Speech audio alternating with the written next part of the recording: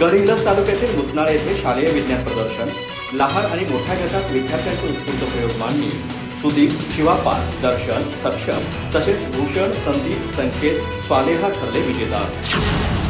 गडिंग्लज तालुक्यातील मुतनाळ येथे श्री दूरदुंडेश्वर हायस्कूलमध्ये विद्यार्थ्यांमध्ये वैज्ञानिक दृष्टिकोन वाढावा, संशोधन कौशल्य विकसित व्हावीत आणि विज्ञानाचा व्यवहारात उपयोग करता यावा या उद्देशाने शालेय स्तरावर विज्ञान प्रदर्शन आयोजित करण्यात आले।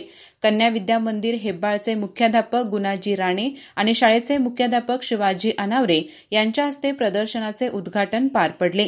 इयत्ता 5वी ते 7वी या लहान गटात 27 तर 8वी ते 10वी या मोठ्या गटात 22 प्रयोगांची आकर्षक मांडणी करण्यात आली होती। लहान गटात सुदीप कांबळे प्रथम, शिवाप्पा गिजवणे द्वितीय तर दर्शन धुळाच आणि सक्षम पाटील यांनी तृतीय क्रमांक पटकावला।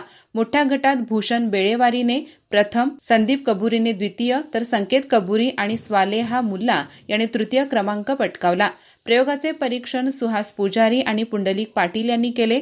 प्रदर्शन यशस्वी करण्यासाठी विज्ञान शिक्षक वैशाली कागवाडे, शेखर गवळी, विजयकुमार शेडगे यांनी परिश्रम घेतले।